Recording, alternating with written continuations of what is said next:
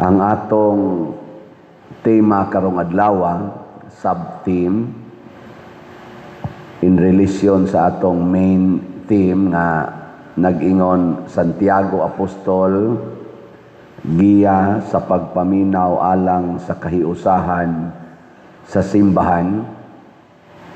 Nag-ingon sa dangatong tema karong adlaw, ang maminaw sa balaang kasulatan sa Dios kahimutan. Ekonomi kamo kuno'y sulti.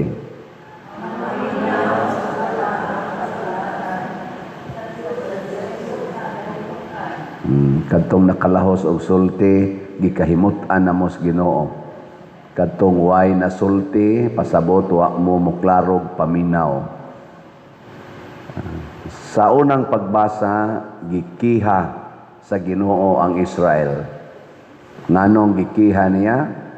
Tungod kay sige sila gyapog simba, sige gihapon sila halad anang mga sinunog nga mga tambok sa baka, karniro, kanding o siging paaso anang insinso panahon sa ilang pagsimba. Pero wa na di ay malipay ang Ginoo nganuman kay di naman sila maminaw sa pulong sa Ginoo. Maminaw naman sila sa pulong sa mga Diyos-Diyos o pulong sa mga tao nga mga negosyante, mga politicians, o uban pang mga pulong sa tao. Pero sa Ginoo, di na sila maminaw. Mauna nga gipangita sa Ginoo ang ilang katarong. Matod pas tubag nato sa Salmo, unsa kay atong tubag Salmo? Sa matarong pakita ko ang makaluluwas nga gahom sa Dios. Nya kinsa maning matarong matud pas unang pagbasa, kinsa man ang maayo, unsa may tan-aw sa Ginoong maayo, dili ng mga halad. Ingon siya dire, gipakita niya kanimo o tao unsa ang maayo. Ang Ginoo, ang gipaabot sa Ginoo kanimo mao ang pagbuhat sa kaangayan, justice, sa pagpakita sa makanunayong gugma, constant love, ug sa pagkinabuhi diha sa mapaubsanong pakiguban sa Ginoo, humble following of God, humble obedience. Mao na siya gipangita sa Ginoo ang justice, love, and humility. Lingiyay mong tupad. Ingna na ka anak. Ingna ba? Ingna na ba ka anak? Naawa. Kinsay mo ingon dinhi, Pader, sud sa buwan sa Hulyo, wa na jud ko makayaw-yaw, makapangasaba didto sa among balay. Tasa nga mo? Wow, na ay tulo ka buok, upat. Niya kamong uban, unsa man day mo? Ngasaba, yaw-yaw. Niya hay naman tong constant love. Wag tang.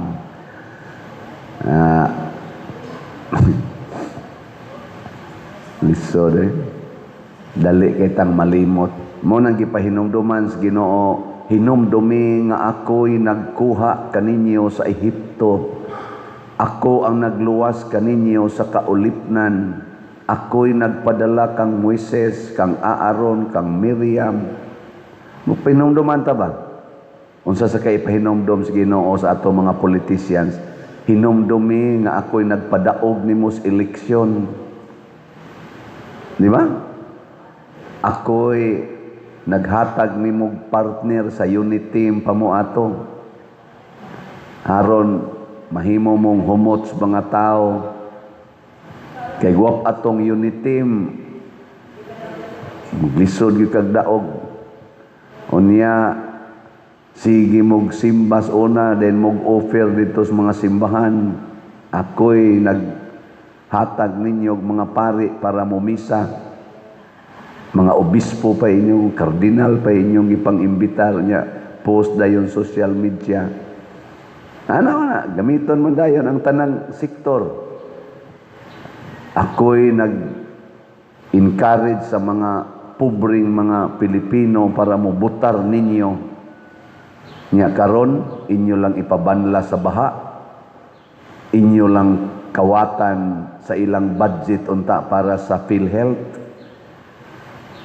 Hastang ilang mga anak din ka eskwela tarong kay ang budget para sa classroom inyo ng kawaton pila sad ka bilyon. Ang imong partner sa UNAS Uniteam imo nang ipa-impeach karon.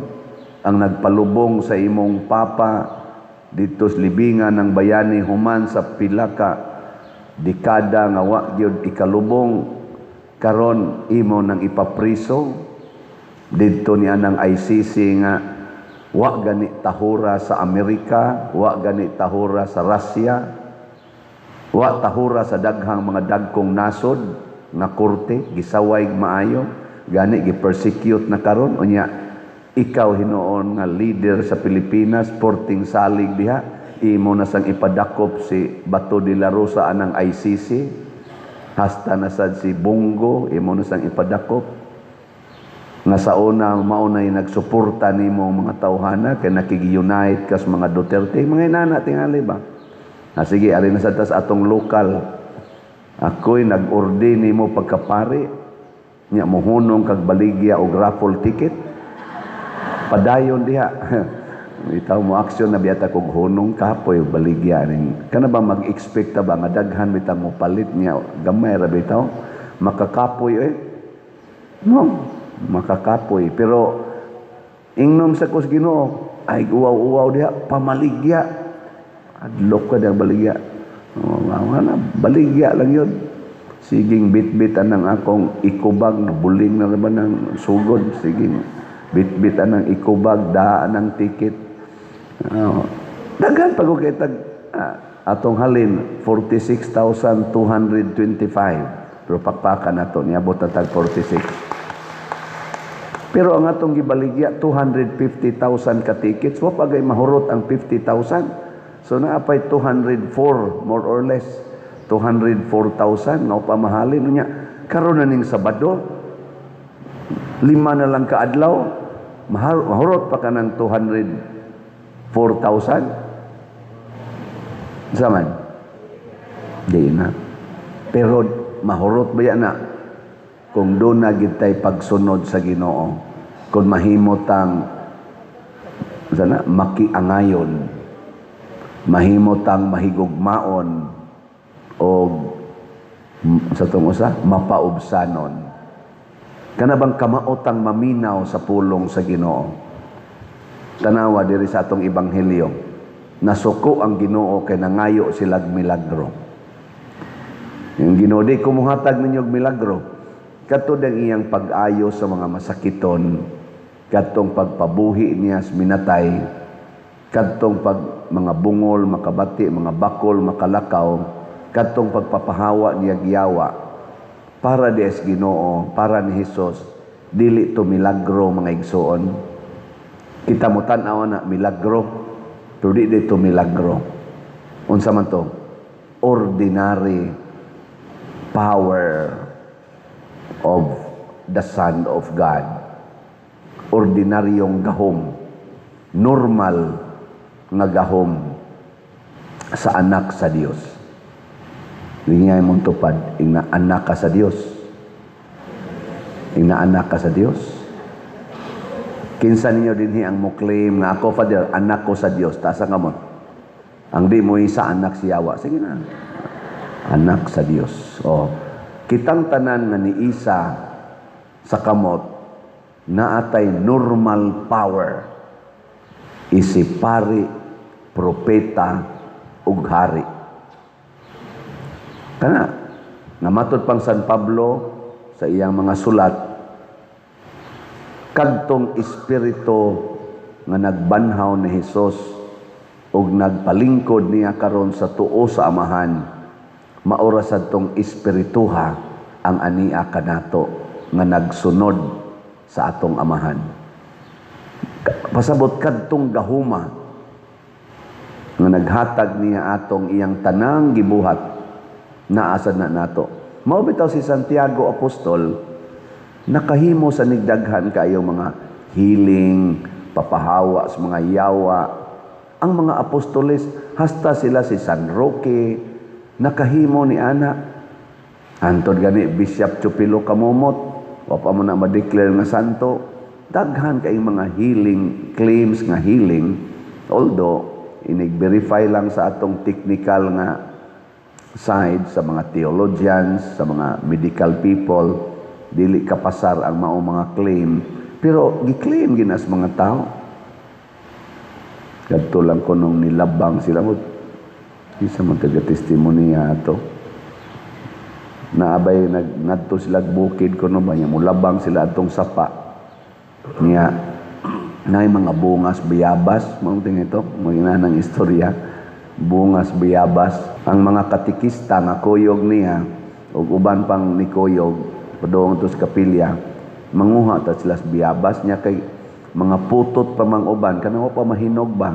So uy kaanugon wala pa mahinog. Lakaw lang sila ngadto kuno. Labang sila sa sapa. Man katikay sila didto. Pagbalik kuno nila pulos naman kuno hinog ang kon bayabas. Pulos na hinog. Purti kuno nilang pangaon pero nalimot na lang sad sila nga pag-agi dai nila mga putot pa to. Pagbayan nga pa kanang bisap mo sige pangaon na mo. Bayabas hinog na. Wa man mo malipay. Normal ra na. Di na siya milagro kanang inana. Kanang maglakaw ka nga mag-wheelchair. Adto ka nga tos usa ka adto ba kag Simala, adto ba kag Santo Niño, adto ba kag San Vicente, mo ari ba ka diri Santiago. Nya human makalakaw ka para ni Hesus dili na milagro. Bunga ra na sa gugma ka mapaubsanon o ka mapasayloon sa Ginoo. Maubitan na inigdool ato mga sanlahon hasta to mga bakol unsa may isulti ni Kristo. Kato mga paralyzed gipasaylo na ang imong mga sala. Mao may una niya isulti. Dili man milagro, milagrohan ti ka. Dili man. Mao naningos Kristo ay mo pagitag milagro. Buhata noon ninyo ang sugo sa Ginoo, ang gisugo sa Ginoo. Mo nang iyang gihisgutan si Hunas, ni sabsudyaan gid mo ni taga Ninibe kay nituman sila sa pulong sa Dios nga gisangyaw ni Hunas. Hasta gani kadtong rayna sa habagatan mi panaw og katunga sa kalibutan kay maminaw ra gyud sa pulong sa Dios gikan sa bakba ni Solomon. Nya ningon siya, timan dinhi ani ay labaw pa kang Hunas og ni Solomon. Muna paminaw gyud mo. Kaya ang Ginoo na rin nagsulti ninyo nga hutdag yung palit ang raffle ticket. Nya unsa may buhaton, pulong yapos Ginoo sondon pauli sa inyo ibaligya ang tanan mong katigayunan ug ang halin ipalit og raffle ticket. Imagine ko no ninyo. Kitang tanan din hirong nanimba. Kita lang usa ug kana rong naminaw diha sa atong online mass.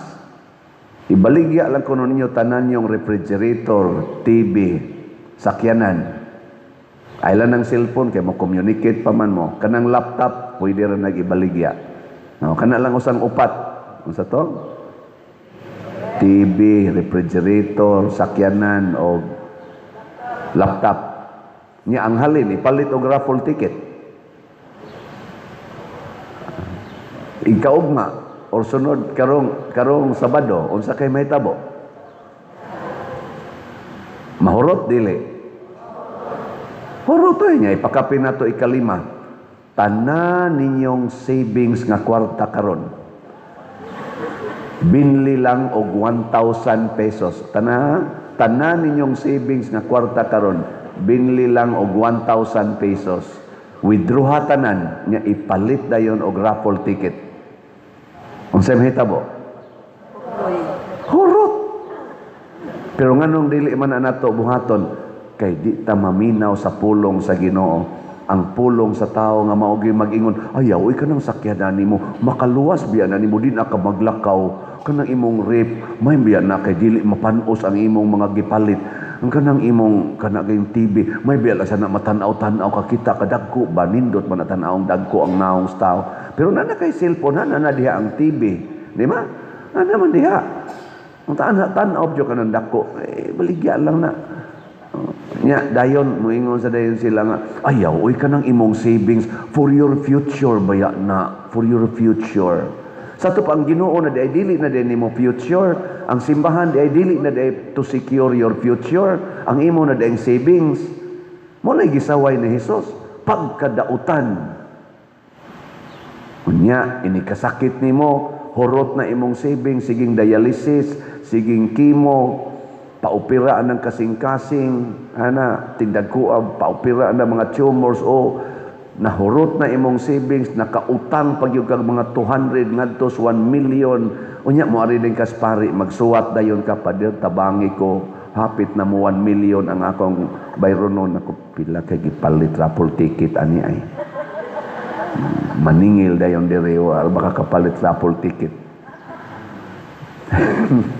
Mao na ang kihas Ginoo diri sa unang pagbasa, gipahinumduman sa Ginoo.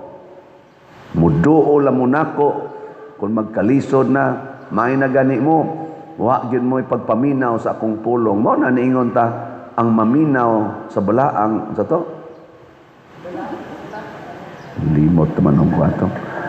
Ang maminaw sa balaang kasulatan sa Dios kahimutan. Ana. Unsa man day ang milagro nga gipasabot sa Ginoo? Ingon siya, usa ra gyud ka milagro akong ipakita ninyo.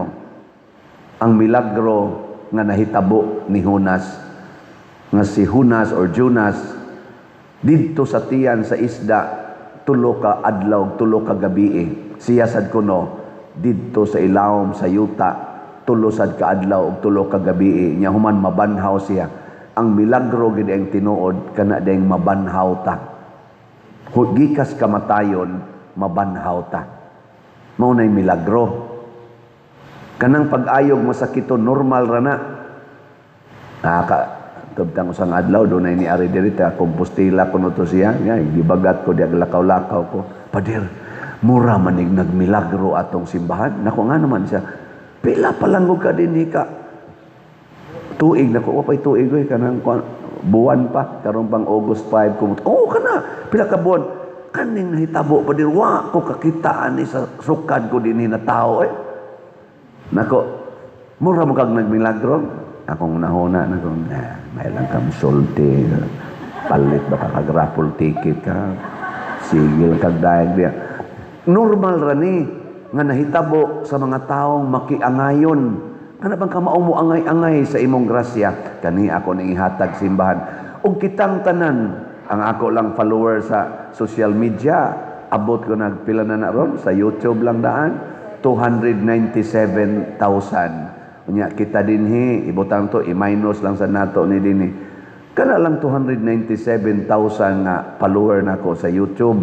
Plus pag yun sa kanto mo follow dito sa Facebook, napay nag-reel, kadungog sa na silang natay raffle ticket. Kamao lang na silang muangay-angay ba, makiangayon. Karong adlaw mo palit kog duha ka raffle ticket. Siya nang kanang 297, i-round off lang na itong 200,000. 200,000 amo palitag sa katikit gikan karon hangtod karong Sabado. Nanatay 200,000 katikits nga madawat. Iangay-angay lang ba? Makiangayon ang tawag ana.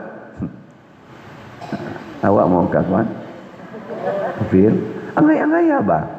Karon iguli na ko sa amo, ako lang ning binlag 500, igo na ni para karong kutob sa Domingo, among kaon. Nya kay 5,000 man kaning 4,500, ipalit ko ni raffle ticket. O ana, pilay savings nato diha, day, moingon ang bana, siya, natin natigom ditong 20,000 siya.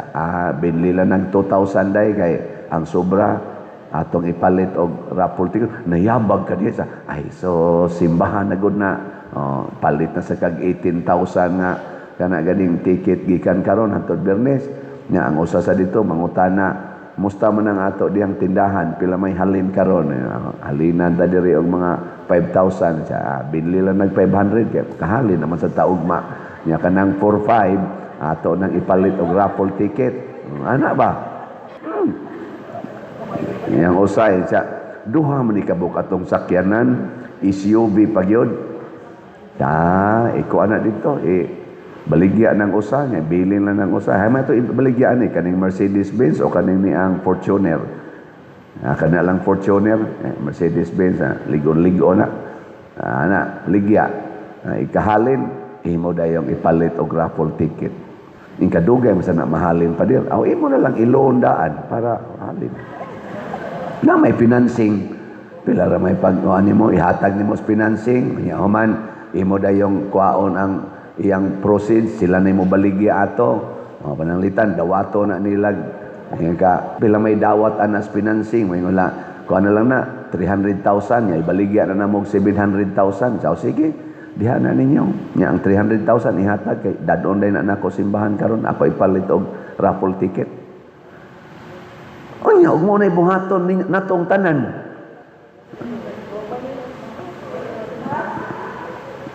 Maunay gitawag og normal pa na ha? Normal pa na ang pagkamahigugmaon sa Ginoo. Normal pa na para sa Ginoo. Di pa na milagro. Pero igtanaw na to nga mahurot ning 200,000 ka tickets, makaingo, hala, nagmilagro gyud, nagmilagro. Pero atong kapilinya, ako lang nihisgutan si Mama Mary, ato man sa na dinhing koan, segunda patron. Katong kapilinya ba di Fatima. Giduol ko ni Bishop Ruben Labajo May 2021. Nako na pa may fundraising. Ano man yung taga kami adto. Na pa may fundraising Monsignor pa mo to siya to. Murag karon pagitingali ng July. Ang July ito. Ingon ni siya nga para retablo ba 2.5 million. Isa sige lang, willing to wait mi Father Sian. Ana, pagka end of July, nahurot na-raise na to namong para sa retablo. Ana, pagka August 8, 2021, nisugod ko grace adtong to ang kapilinya di Fatima. Ang among erased nga kwarta, 30 million. Nisugod ko close among fundraising, nako focus taron sa pagtabang sa kapilinya di Fatima. Pagka October 2, gikan August 8 nya October 2, na-remit nako ang katapusan namong kolekta og naka-raise nami sa 30 million. August 8 to October 2, September, October, wa kabot og 2 months.